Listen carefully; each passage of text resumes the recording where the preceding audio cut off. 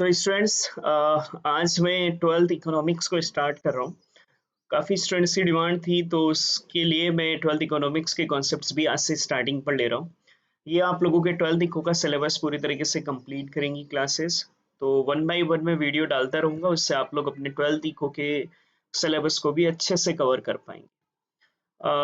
सबसे पहले तो ना आज हम लोग थोड़ा सा इकोनॉमिक्स का इंट्रोडक्शन समझ लें कि इकोनॉमिक्स होता क्या है, क्यों हम लोग स्टडी करते हैं, ट्वेल्थ में हमने क्या क्या रीड करना है, वो सारा टॉपिक हम लोग आज देख लेते हैं। देखिए इकोनॉमिक्स होता क्या है, तो इकोनॉमिक्स ना एक साइंस होता है जो हमारे लिए एक प्रॉब्लम का सॉल्यूशन निकालता है, और वो प्रॉब्लम होता है बेटा हमारे लिए स्कैरसिटी ऑफ रिसोर्सेज का। अब ये कॉन्सेप्ट क्या है उसको मैं पहले एक एग्जांपल से समझा दूं। इकोनॉमिक्स में जितने भी पर्सन होते हैं ना वर्ल्ड में, इकोनॉमिक्स उसको दो कैटेगरी में डिवाइड करता है। इकोनॉमिक्स ये मानता है कि या तो एक पर्सन कंज्यूमर है या फिर एक पर्सन ना बेटा हमारे लिए प्रोड्यूसर है। दो ही तरह की कैटेगरी के पर्सन होते हैं, या तो एक बंदा कंज्यूमर होता है या फिर एक बंदा बेटा हमारे लिए प्रोड्यूसर होता है। कंज्यूमर अगर हम लोग अपने आप को माने तो आपने 11th इकोनॉमिक्स में माइक्रो में रीड करा हुआ है कि कंज्यूमर का एक बिहेवियर होता है। कंज्यूमर का हमेशा ये टारगेट होता है कि वो ना मिनिमम प्राइस पर मैक्सिमम सेटिस्फेक्शन लेना चाहता है। उसका हमेशा एक टारगेट होता है, वो प्राइस कम से कम पे करना चाहता है लेकिन सेटिस्फेक्शन ज्यादा से ज्यादा अर्न करना चाहता है। वहीं प्रोड्यूसर के पॉइंट से अगर हम लोग सोचे ना, तो प्रोड्यूसर हमेशा ये चाहता है कि वो ना मैक्सिमम प्राइस कंज्यूमर से चार्ज करे और मैक्सिमम प्रॉफिट अर्न करे। हम ये कह रहे हैं कि वर्ल्ड में दो ही कैटेगरी के पर्सन होते हैं इकोनॉमिक्स के पॉइंट ऑफ व्यू से। या तो एक बंदा कंज्यूमर होता है एक पॉइंट ऑफ टाइम पर, या फिर एक बंदा बेटा हमारे लिए प्रोड्यूसर होता है। जब कंज्यूमर होता है ना, देखो कंज्यूमर हमेशा चाहता है कि उसकी जेब से कम पैसा जाए लेकिन उससे ज्यादा से ज्यादा सेटिस्फेक्शन मिले, और ज्यादा सेटिस्फेक्शन का मतलब टेक्निकली ये है कि वो ज्यादा से ज्यादा कमोडिटीज को कंज्यूम कर सके। लेकिन प्रोड्यूसर हमेशा ये चाहता है, प्रोड्यूसर का मतलब यहाँ सिर्फ यही नहीं है जो प्रोडक्शन करता है। 11th स्टैटिस्टिक्स में प्रोड्यूसर की डिफिनेशन में आता है कि a person who produce and और सेल, जो या तो सिर्फ बना रहा है या बनाकर बेच भी रहा है तो भी वो हमारे लिए प्रोड्यूसर ही हुआ। तो प्रोड्यूसर हमेशा ये चाहता है कि वो कंज्यूमर की पॉकेट में से ज्यादा पैसा चार्ज करे और प्रॉफिट ज्यादा से ज्यादा अर्न करे। अब आप यहाँ अगर देखेंगे ना तो दोनों के बिहेवियर बहुत कॉन्ट्राडिक्ट है। ये चाहता है कम से कम प्राइस देना, प्रोड्यूसर चाहता है ज्यादा से ज्यादा प्राइस चार्ज करना। अब आप इसको एक कंटेंट पर समझना चाहें ना, तो आप कभी अपने पेरेंट्स के साथ अगर वेजिटेबल मार्केट में जाते हैं तो ये बिहेवियर बहुत अच्छे से नजर आता है। हम लोग मार्केट में गए तो वहां पर ना हम लोगों को मान लीजिए किसी एक्स वेजिटेबल की प्राइस हम लोगों को बताई जाए कि 10 रुपीज पर केजी है, तो आपने देखा है आपके पेरेंट्स हमेशा ना भाव ताव करते हैं, वो कहते हैं कि नहीं 8 में दोगे क्या। अब यहाँ देखो, प्रोड्यूसर चाहता है आपसे 10 लेना, आप चाहते हो 8 देना। अगर ना प्रोड्यूसर कम करे और ना ही आप बढ़ाओ अपनी प्राइस को, तो दुनिया में कभी भी कोई भी इकोनॉमिक ट्रांजेक्शन्स नहीं हो पाएंगे। ना तो कोई खरीद पाएगा ना ही कोई बेच पाएगा। परचेज एंड बाई करने के लिए जरूरी होगा हमारे को ना बेटा कि एक ऐसी प्राइस डिसाइड करना है जिस पर कंज्यूमर भी कंज्यूम कर पाए और प्रोड्यूसर भी अपना प्रॉफिट अर्न कर पाए। टेक्निकली कंज्यूमर बेटा परचेज कर पाए और प्रोड्यूसर सेल कर पाए। कंज्यूमर चाहता है 8 रुपए देना, प्रोड्यूसर चाहता है बेटा 10 रुपए देना। अगर ये भी 10 रुपए पर टिका रहे और ये भी 8 रुपए पर टिका रहे, तो ना तो कोई खरीद पाएगा ना ही कोई बेच पाएगा। तो अल्टीमेटली ना एक प्राइस डिसाइड होती है। हम थोड़ा सा आगे बढ़ते हैं, वो कहता है भैया 9 रुपए में लोगे क्या, तो कंज्यूमर भी कहता है ठीक है चलो 9 रुपए पर हम लोग एग्री हो जाते हैं और इस प्राइस पर हम लोग ना अपना ट्रांजेक्शन कर लेते हैं। यहाँ पर एक प्रॉब्लम आ रही थी, कंज्यूमर किस प्राइस पर खरीदे, प्रोड्यूसर किस प्राइस पर बेचे। इन प्रॉब्लम्स के सॉल्यूशन बेटा हम लोग जिस सब्जेक्ट में निकालते हैं, इस सब्जेक्ट को हम लोग यहाँ पर इकोनॉमिक्स कहते हैं। अब क्यों ये प्राइस कम करना चाहता है, देखो कंज्यूमर ना थिंक करना, कंज्यूमर के पास जो रिसोर्सेज होते हैं, हम लोगों ने 11th इकोनॉमिक्स में भी रीड करा हुआ माइक्रो में, कंज्यूमर के पास जो रिसोर्सेज होते हैं वो हमेशा मिनिमम होते हैं। क्योंकि हमारे रिसोर्सेज मिनिमम होते हैं लेकिन हम लोग हमेशा चाहते हैं कि हमारा सेटिस्फेक्शन मैक्सिमम से मैक्सिमम आए, क्योंकि हमारे पास पैसे लिमिटेड होते हैं। हम क्या सोचते हैं कि 10 रुपए की वो प्राइस जो बता रहा है उस चीज को अगर हम लोगों ने 9 में भी खरीदा है तो हम ये बिलीव करते हैं कि 10 की चीज हम 9 में खरीद कर लाकर 1 रुपए का हमने बेनिफिट कमाया है। हम क्या करेंगे, इस 1 रुपए से कोई और कमोडिटी खरीदेंगे। मान लीजिए 1 रुपए से हमने कोई भी एक्स कमोडिटी को और खरीद लिया, तो हमको एक सेटिस्फेक्शन एक्स्ट्रा मिलता है कि यार 10 की चीज मैं 9 में लाया और 1 रुपए में मैं कोई एक्स्ट्रा चीज लाया। इसलिए कंज्यूमर हमेशा कम से कम प्राइस बेटा देने को चाहता है, और प्रोड्यूसर तो हमेशा ही चाहेगा कि वो ज्यादा से ज्यादा प्राइस दे ले, ताकि वो ज्यादा से ज्यादा बेटा प्रॉफिट यहाँ पर अर्न कर सके। तो किस प्राइस पर कंज्यूमर खरीदे, किस प्राइस पर प्रोड्यूसर बेचे कि एक ट्रांजेक्शन हमारे लिए मार्केट में हो पाए, इन प्रॉब्लम्स के सॉल्यूशन टेक्निकली जो इकोनॉमिक्स हम लोगों को निकाल, जो सब्जेक्ट निकाल कर देता है, उससे हम लोग इकोनॉमिक्स कहते हैं। अब इकोनॉमिक्स में ना ये प्रॉब्लम दो कैटेगरी में डिवाइड किया जाता है। एक को बोलते हैं हम लोग माइक्रो इकोनॉमिक्स और एक को बोलते हैं हम लोग मैक्रो इकोनॉमिक्स। दो ब्रांच होते हैं बेटा इकोनॉमिक्स के, एक को बोला जाता है माइक्रो इकोनॉमिक्स और एक को बोला जाता है मैक्रो इकोनॉमिक्स। माइक्रो इकोनॉमिक्स आप लोग 11th में रीड कर कर आ चुके हो। ये सिंगल यूनिट की स्टडी करता है, लाइक ए कंज्यूमर की प्रॉब्लम का सॉल्यूशन, कि कंज्यूमर कितना खरीदे, क्या खरीदे, किस प्राइस पर खरीदे कि उसका सेटिस्फेक्शन ज्यादा है। तो जब किसी एक सिंगल कंज्यूमर की प्रॉब्लम का सॉल्यूशन निकाला जाए, तो वो हमारे लिए माइक्रो इकोनॉमिक्स का कंटेंट होगा। और वही, और लाइक ए प्रोड्यूसर की प्रॉब्लम, कि प्रोड्यूसर कितना बनाए, कैसे बनाए, क्या बनाए, किस प्राइस पर बेचे कि उसका प्रॉफिट मैक्सिमम आए। इस प्रोड्यूसर्स के रिलेटेड से प्रॉब्लम्स को सॉल्यूशन, जब किसी एक प्रोड्यूसर की प्रॉब्लम का सॉल्यूशन हम लोग निकालने के लिए स्टडी करते हैं, तो उससे हम लोग माइक्रो इकोनॉमिक्स कहते हैं। कंज्यूमर की प्रॉब्लम के सॉल्यूशन लास्ट ईयर आपने माइक्रो में लाइक कंज्यूमर इक्विलिब्रियम रीड करा कार्डिनल ऑर्डिनल अप्रोच से, थ्योरी ऑफ डिमांड रीड करा, उसमें law of demand, elasticity of demand हम लोगों ने रीड करा। प्रोड्यूसर के पॉइंट ऑफ से हम लोगों ने कंटेंट रीड करे थे कि कॉस्ट का कॉन्सेप्ट क्या होता है, रेवेन्यू का कॉन्सेप्ट क्या होता है, प्रोड्यूसर इक्विलिब्रियम क्या होता है, production function, theory of supply हम लोगों ने रीड करा। उसके बाद इलास्टिसिटी ऑफ सप्लाई रीड करा था। उसी और एक आगे आपने और रीड करा था माइक्रो इकोनॉमिक्स में, और वो ये कि जहाँ कंज्यूमर और प्रोड्यूसर बेटा ये ट्रांजेक्शन करेंगे, वो प्लेस मार्केट होगा, तो मार्केट के फॉर्म्स आप लोगों ने रीड करे थे, perfect competition, oligopoly, monopoly, monopolistic, sorry perfect competition, monopoly, monopolistic. आप लोगों ने बेटा ना वहां पर मार्केट को रीड किए थे, तो और ओलिगोपोली भी मार्केट आपने रीड किया था, तो मार्केट के बारे में आपने स्टडी किया था। और फिर मार्केट में ये जो प्राइस डिसाइड हुआ ना 9 रुपीज, जिस पर ये खरीदने को भी तैयार हुआ, ये बेचने को भी तैयार हुआ, वो हमारे लिए हुआ इक्विलिब्रियम प्राइस। तो कैसे इक्विलिब्रियम प्राइस डिसाइड होती है, ये कैसे 9 रुपीज डिसाइड होती है, इस सारे कंटेंट को स्टडी करा था। ये तो था आपका माइक्रो इकोनॉमिक्स। 2 साल पहले माइक्रो एंड मैक्रो इकोनॉमिक्स बेटा ना 12th में ही हुआ करता था, लेकिन अब कंटेंट चेंज हो गया है ना। माइक्रो आप लोगों के लिए 11th में स्टडी करा है, और मैक्रो आप लोगों के लिए पहली बार 12th का ये एग्जाम हुआ था, तो वो 11th से चेंजेस होना शुरू हो गया था 2 साल से। तो माइक्रो बेटा ना आप लोगों के लिए 11th में था, और मैक्रो इकोनॉमिक्स आप लोगों को 12th में रीड करना है। ऑब्वियसली माइक्रो इकोनॉमिक्स की स्टडी मैक्रो में आपको बहुत हेल्प करेगी, अगर आपने डीपली स्टडी की हुई, नहीं भी करी हुई तो मैं यहाँ से 0 लेवल से आपको स्टडी करूंगा, ताकि आप लोगों को पूरे चैप्टर अच्छे से कंटेंट वाइज समझ में आ पाए।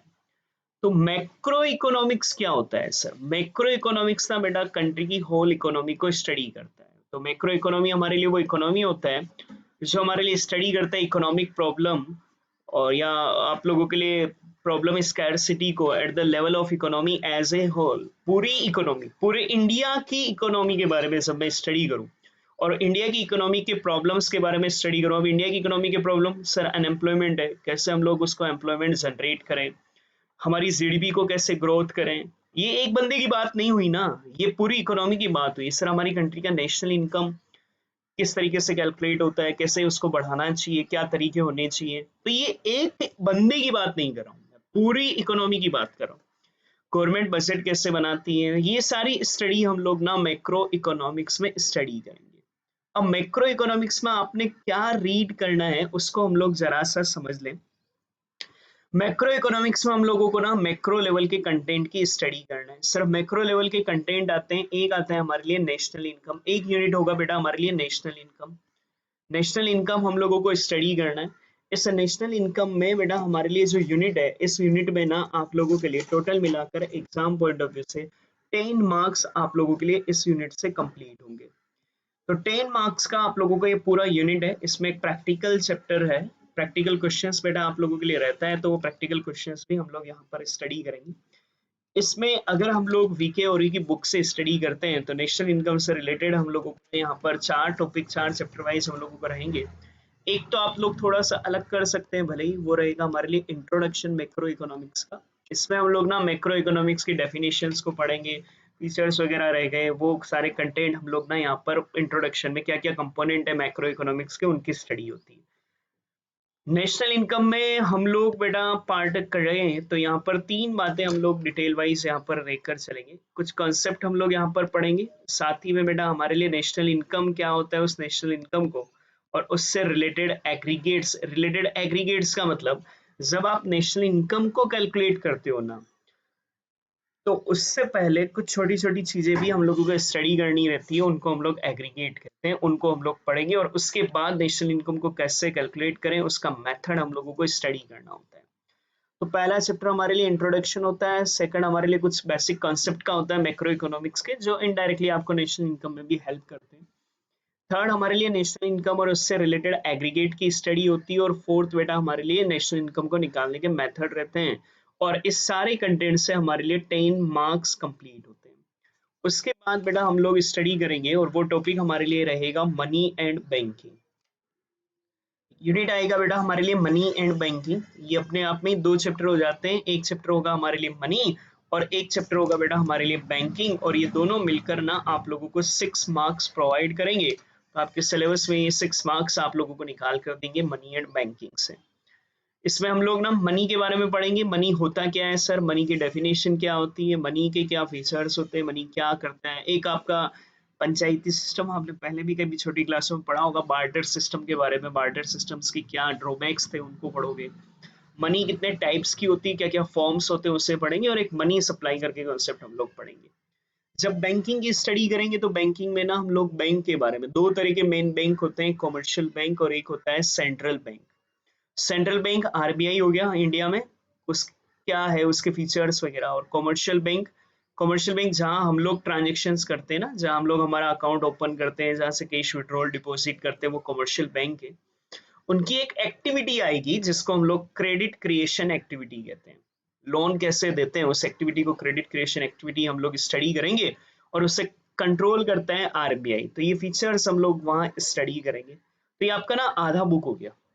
12 चैप्टर है मैक्रो इकोनॉमिक्स में वीके और की बुक से अगर हम लोग देखकर चलें तो ये मैं उस बुक को इसलिए प्रेफर कर रहा हूँ कि मैक्सिमम जगह बेटा उसी बुक को यूज किया जा रहा है, और भी कोई बुक से अगर आप आपके स्कूल में स्टडी कर रहे होंगे तो कोई इश्यू नहीं है, टॉपिक तो आपके यही होने हैं। पहला तो आपका इंट्रोडक्शन रहेगा, second basic concept of macro economics, फिर नेशनल इनकम और उससे रिलेटेड एग्रीगेट, और उसके बाद बेटा हमारे लिए उसके मेथड कैसे कैलकुलेट होता है, कैसे एस्टिमेट होता है नेशनल इनकम।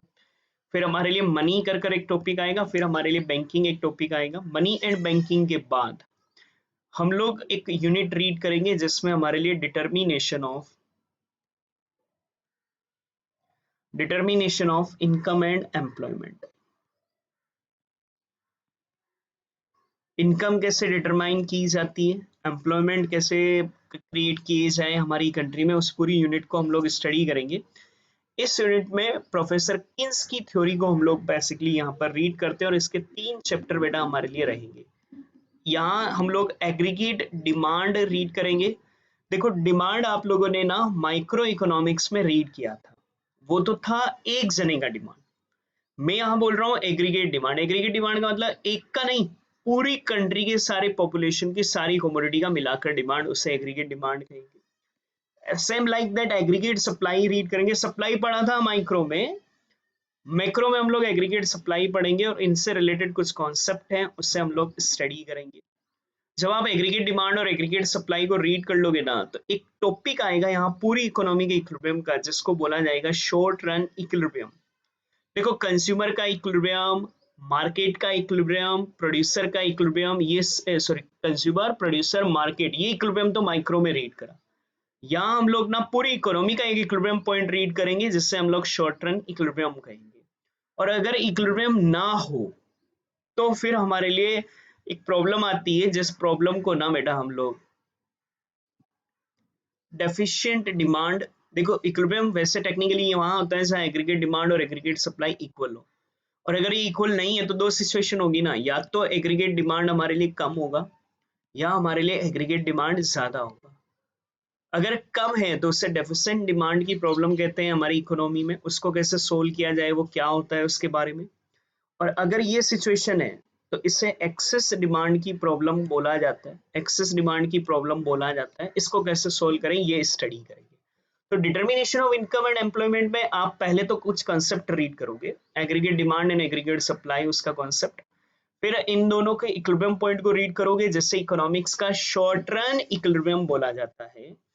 और फिर अगर ये इक्विलिब्रियम ना आए तो वो कौन सी सिचुएशन होती है, उनके सॉल्यूशन कैसे निकालते हैं, जिससे हम लोग एक तो डेफिसिएंट डिमांड की प्रॉब्लम और एक एक्सेस डिमांड की प्रॉब्लम हम लोग रीड करेंगे। तो ये आपका चैप्टर नंबर 7, ये चैप्टर नंबर 8, ये आपका चैप्टर नंबर 9, और ये सब मिलाकर हम लोगों को ना 12 मार्क्स बेटा निकाल कर देंगे। सबसे ज्यादा मार्क्स हमारे लिए इसी से होंगे और ये 12 मार्क्स हमारे लिए होंगे। उसके बाद एक ही चैप्टर का यूनिट है जिसे हम लोग बेटा ना गवर्नमेंट बजट बोलेंगे। गवर्नमेंट अपना बजट बनाता है हर ईयर, सेंट्रल गवर्नमेंट का हम लोग बजट पढ़ेंगे। बजट नेक्स्ट ईयर के एस्टिमेटेड क्या क्या गवर्नमेंट के रिसिप्ट होंगे, क्या एक्सपेंडिचर होंगे, उनके क्या कंपोनेंट है इकोनॉमी पर, इसका इफेक्ट क्या आता है, ये सारी स्टडी करोगे। ये सिंगल चैप्टर है आप लोगों का, और ये सिंगल चैप्टर हम लोगों को 6 मार्क्स निकाल कर देगा। तो एक अकेला चैप्टर आपको 6 मार्क्स का कंटेंट देगा। और आखिरी आप लोगों का यूनिट होगा जिस यूनिट को बेटा हम लोग, इस यूनिट में हम लोग दो चीजें रीड करेंगे। एक आएगा फॉरेन एक्सचेंज रेट और एक आएगा बेटा हमारे लिए बैलेंस ऑफ पेमेंट। दो टॉपिक हम लोग यहाँ पर रीड करेंगे, फॉरेन एक्सचेंज रेट और एक आएगा बेटा हमारे लिए बैलेंस ऑफ पेमेंट। तो foreign exchange rate and balance of payment ये हम लोग बेटा यहाँ पर रीड करेंगे। फॉरेन एक्सचेंज रेट 11 चैप्टर होगा और बैलेंस ऑफ पेमेंट 12 चैप्टर होगा, और ये आप लोगों का सिलेबस पूरा मैक्रो इकोनॉमिक्स का फिनिश हो जाएगा। फॉरेन एक्सचेंज रेट में लाइक कहते हैं ना हम लोग, आज की डेट में मान लीजिए $1 बेटा हमारे लिए 75 रुपीज का है मान लो, तो ये रेट कैसे डिसाइड होती है, कौन कौन से मेथड होते हैं, इन रेट से क्या इम्पैक्ट आते हैं इकोनॉमी पर, उन सबको हम लोग स्टडी करेंगे। ये फॉरेन एक्सचेंज रेट होगा। बैलेंस ऑफ पेमेंट ये आपको एक अकाउंटिंग स्टेटमेंट टाइप हो जाता है, ये आपको ये बताएगा कि हमें rest of the world, rest of the world मतलब पूरी कंट्री, बाकी की जो कंट्री है इंडिया को छोड़कर बाकी, हमें उन कंट्री से कितना पैसा लेना है, कितना देना है, इस पूरे ईयर में क्या आया था क्या गया है, उस सब का एक स्टेटमेंट बनाया जाता है जिसको बैलेंस ऑफ पेमेंट कहते हैं। तो ये 12 टॉपिक है और ये पूरा यूनिट है foreign exchange and balance of payment, और ये वापस से आप लोगों को 6 मार्क्स देता है।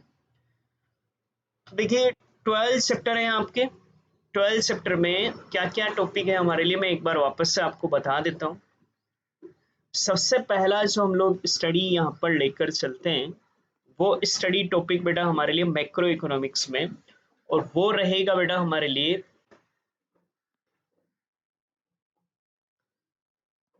इंट्रोडक्शन। तो सबसे पहला जो टॉपिक हमारे लिए रहता है ना वो मैक्रो इकोनॉमिक्स का इंट्रोडक्शन रहता है।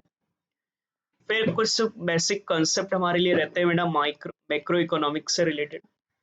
फिर नेशनल इनकम और उसके एग्रीगेट्स को हम लोग स्टडी करते हैं, और फिर हम लोग ना मेथड बेटा of calculation of national income study करते हैं। ये सब ना मिलाकर आप लोगों को 10 मार्क्स निकाल कर देंगे। ये 10 मार्क्स बेटा हम लोगों को बना कर देगा पूरा सब कुछ। फिर हमारे लिए एक यूनिट आता है मनी एंड बैंकिंग, जिसमें हम लोग एक तो मनी के बारे में स्टडी करेंगे और एक हम लोग ना बैंकिंग के बारे में स्टडी करेंगे। मनी में बेटा मनी क्या होता है, कौन से फॉर्म का होता है, बार्टर सिस्टम के बारे में स्टडी करेंगे। मनी सप्लाई क्या होता है, कौन मनी सप्लाई करता है, उसको स्टडी। बैंकिंग में दो जनों के बारे में, central bank and commercial bank के बारे में स्टडी करेंगे। ये दोनों मिलाकर हम लोगों को 6 मार्क्स बना कर देंगे। ये आपका हाफ 12 में से 6 चैप्टर का कंटेंट हो गया। फिर हमारे लिए ना determination of national income and determination of आप लोगों के लिए इनकम एंड एम्प्लॉयमेंट आता है। इसमें प्रोफेसर किन्स की थ्योरी को पढ़ा जाता है, जिसमें 3 टॉपिक हमारे लिए आएंगे। एक आपको एग्रीगेट डिमांड, एग्रीगेट सप्लाई और उसके कॉन्सेप्ट को रीड करना है। फिर हम लोग एक इक्विलिब्रियम इकोनॉमिक का रीड करेंगे जिसको ना शॉर्ट रन इक्विलिब्रियम बोलेंगे। और शॉर्ट रन इक्विलिब्रियम के बाद हम लोग ना नेक्स्ट चीज रीड करेंगे कि अगर इक्विलिब्रियम नहीं होता है क्योंकि इक्विलिब्रियम बेटा ना वहां होता है जहाँ एग्रीगेट डिमांड और एग्रीगेट सप्लाई इक्वल होता है। जैसे मार्केट इक्विलिब्रियम में लास्ट ईयर कहते थे ना, जहाँ market demand market supply equal हो किसी कमोडिटी की, तो वो मार्केट इक्विलिब्रियम है। सेम लाइक दैट अगर हमारा पूरी इकोनॉमी का इक्विलिब्रियम देखा जाए तो जहां aggregate demand and aggregate supply होता है उससे हम लोग इक्विलिब्रियम कहते हैं, शॉर्ट रन इक्विलिब्रियम। और नहीं हो तो दो सिचुएशन, या तो डेफिसिएंट डिमांड मतलब एग्रीगेट डिमांड कम है, या एक्सेस डिमांड एग्रीगेट डिमांड ज्यादा है। ये तीनों टॉपिक मिलाकर आपको 12 मार्क्स बना कर देंगे। देन आफ्टर हमारे लिए एक यूनिट आएगा जो अपने आप में एक ही चैप्टर है और वो रहेगा गवर्नमेंट बजट, और ये आपको 6 मार्क्स देगा।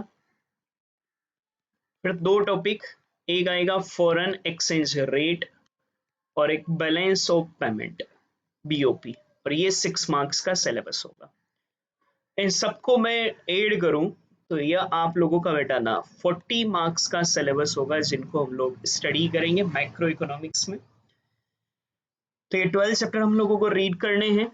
ऐसा ही आप लोगों का इंडियन इकोनॉमिक का सिलेबस रहता है, बट इंडियन इकोनॉमी जब हम स्टार्ट करेंगे ना तब हम लोग डिस्कस करेंगे। अभी हमारा टारगेट मैक्रो इकोनॉमिक्स का रहेगा, क्योंकि इंडियन इकोनॉमी के कंपैरेटिव बहुत इजी होता है। इंडियन इकोनॉमी तो लाइक थोड़ा एसएसटी टाइप हो जाएगा, उसमें आप लोग इंडिया की इकोनॉमिक स्ट्रक्चर के बारे में रीड करोगे 1947 से पहले, क्योंकि हमारा इंडिया 1947 में बेटा फ्रीडम मिला, तो उससे पहले इकोनॉमी की क्या कंडीशन थी, जब इंडिपेंडेंस मिला at the eve of independence तो क्या कंडीशन थी, फिर 1991 तक क्या सिचुएशन थी, क्योंकि 1991 के बाद इफ यू रिमेंबर आपने एसएसटी में रीड करा हुआ है, एलपीजी पॉलिसी आया, लिबरलाइजेशन प्राइवेटाइजेशन ग्लोबलाइजेशन, तो उसके बाद वो पॉलिसीज क्या थी। तो ये 4 सिचुएशन तो वहां रीड करनी पड़ती, 47 से पहले, 47 पर, 47 से 1991 तक और 91 के बाद।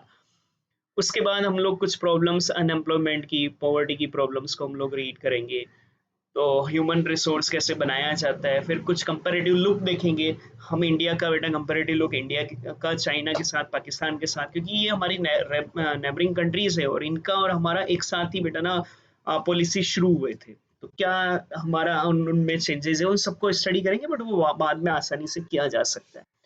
तो अभी हमारा टॉपिक ये रहेगा, इसको हमने स्टडी करना है, और उसमें भी मैं आपको पहले प्रैक्टिकल टॉपिक लूंगा ताकि क्वेश्चंस करने में इंटरेस्ट आएगा थोड़ा हम लोगों को। और वो रहेगा बेटा हमारे लिए मेथड, नेशनल इनकम कैलकुलेट कैसे होता है, तो वो मैं कल स्टार्ट करूंगा। कैसे नेशनल इनकम मेथड है, कैसे कैलकुलेट होते हैं, हम डेली प्रैक्टिस करते चलेंगे। तो ये आप लोगों का एक व्यू मैक्रो इकोनॉमिक्स का, और कल से हम लोग इसकी स्टडी आगे शुरुआत करते हैं। आपको कंटेंट अगर आज का कुछ इंटरेस्टिंग लगा हो और आगे की वीडियो भी हम लोगों को देखना है, तो प्लीज चैनल सब्सक्राइब जरूर करें, लाइक करें, अपने फ्रेंड्स के साथ शेयर करें। डेली रूटीन में आप लोगों को क्लासेस मिलती रहेगी। Okay, thanks a lot.